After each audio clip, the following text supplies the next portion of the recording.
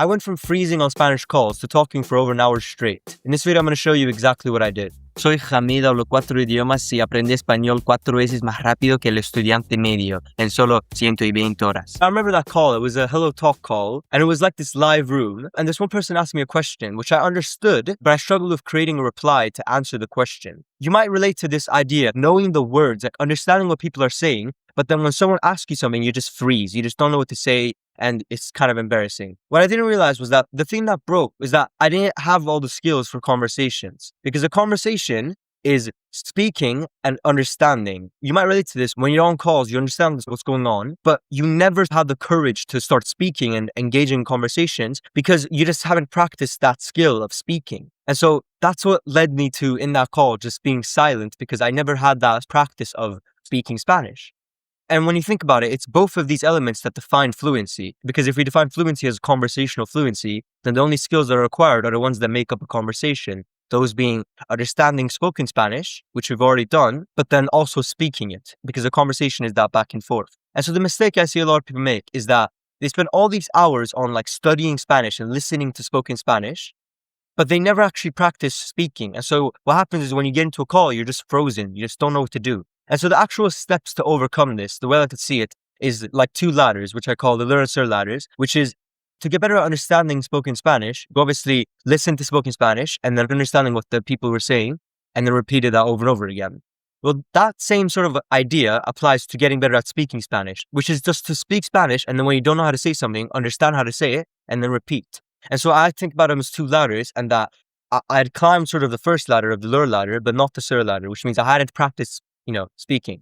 So there's a difference between sort of watching and actually doing the reps yourself. There's a difference between like in observing someone else speaking Spanish and then you actually speaking Spanish. And so what I started doing was, instead of just watching Spanish content, I started actually speaking and doing the reps myself out loud. So if watching more Spanish won't get you talking, what actually will? And if you're just starting out, I'd highly recommend checking out the Speedy Spanish Roadmap. It's a free course I created to help you start learning Spanish with these methods. And you'll find it in the first link in the description. So this is the exact exercise that I used, and you can start with it today with no prep or anything. So I call it narrate, elaborate, contemplate. And the principle is based on exactly what I said with the sir ladder, meaning it's about speaking Spanish, understanding Spanish, and then repeating that. So I like to go through this framework when it comes to speaking, because sometimes you just don't know what to talk about when you're practicing speaking. And so this is what I like to go through. So the first step is to narrate. So a narration is just like, it can be a report of a recent event. It can be a story. It could be commentary, anything like that. Okay. So you can just say like what's happening in your life, any sort of narration. So you could say like, I'm making coffee, woke up late, stuff like that, right? If you didn't know how to say it, then you would find out how to say it. So the way I'd go through this is like, I'd think of, okay, how do I say I woke up late? Right? If I don't know how to say that in Spanish, then I'd go to a translator like the DeepL and then just translate that. Okay? Simple as that. And when I translate, I try to focus on the logic of that sentence. For narrations, it's usually very simple because most narrations are very simple sentences. So for example, me desperté tarde, right?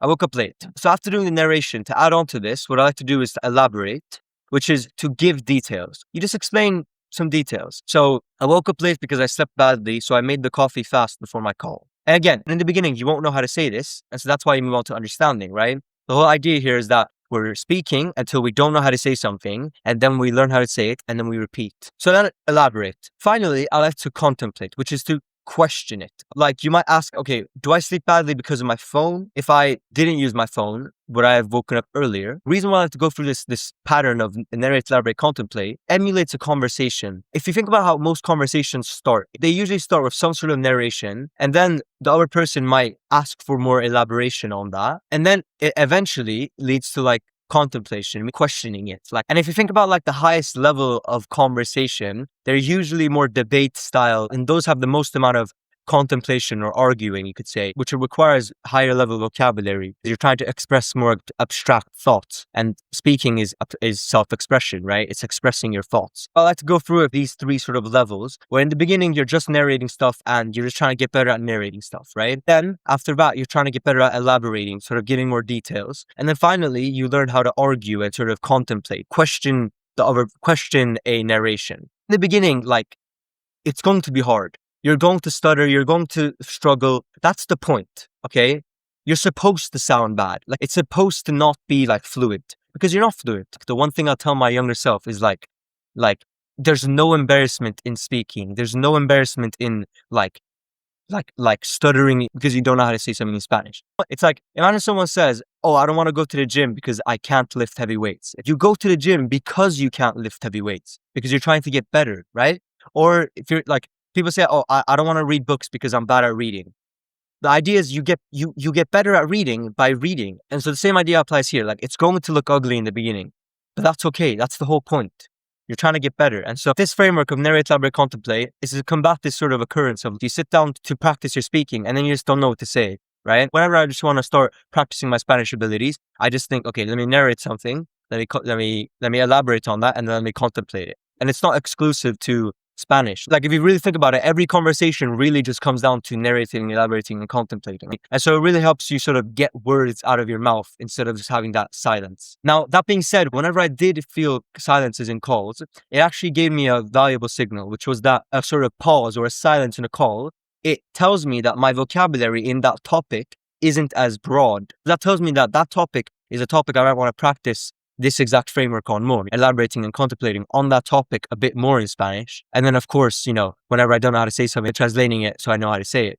So what happens is, like, you go on calls, you realize, okay, this skateboarding vocabulary, I'm not really good at skateboarding vocabulary. So then what I did was I would practice speaking. I would use the narrate, elaborate, contemplate exercise on skateboarding. And what happened was the next conversation I had about skateboarding, I knew the words now because I just practiced them. And so you might think, like, why don't you just do like flashcards on that? And the reason is because if you're practicing with flashcards, you're practicing reading those words, not saying them. You'll still freeze in calls because you might not have practiced pronouncing the word, complete sentences, or you might not have practiced giving details on that topic and then contemplating that topic. And so I find, in my experience, it was way more effective to go through it in this framework of speaking and understanding and repeating rather than going through flashcards, it's the same idea of flashcards, except it's not memorization. It pulls away that memorization element and focuses more on mental reps. So now you have the exercise and you know exactly what to practice. So here's exactly what progression looked like for me. So I found personally that pretty linear, that the more you speak, the better you get. In the beginning, it wasn't as much, but after the 3 months of that summer,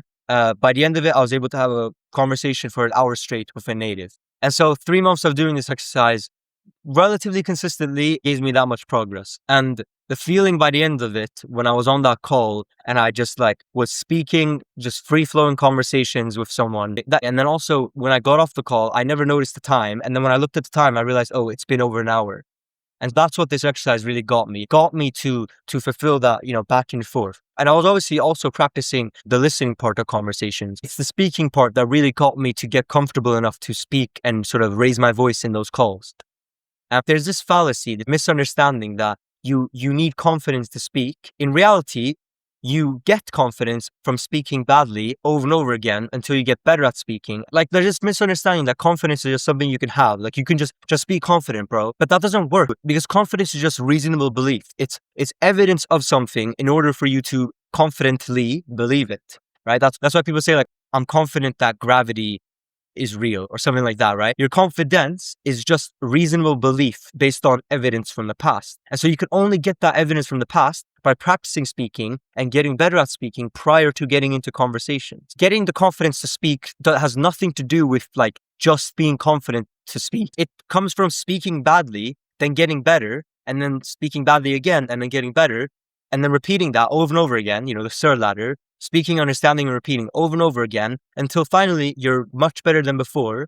And then you're confident that you're able to speak because you've proven that to yourself. And so what I'm really saying is, instead of acting like you're good at speaking and then trying to speak, get good at speaking and then know that you can speak by speaking, right? And so that's what this exercise is all for. It's about getting you in the trenches of speaking so that you can be confident when you're having a conversation with a native. So your action step for today is just narrate one thing out loud in Spanish right now. Just try it. And if it's going to be very bad, you're not going to be able to do it, but just try it. What's going to happen is you're not going to be able to say something, and then you move on to the U step, the understanding step, which is then to find out how to say it. And then boom, you know how to say something that you didn't know how to say before. And rep is so effective because it gets you using your mouth, your actual speaking abilities. It gets you speaking out loud. And when you never do that, when your mouth is just never doing anything and you're just taking in information, when it's time to give an output, you're not going to be able to do that.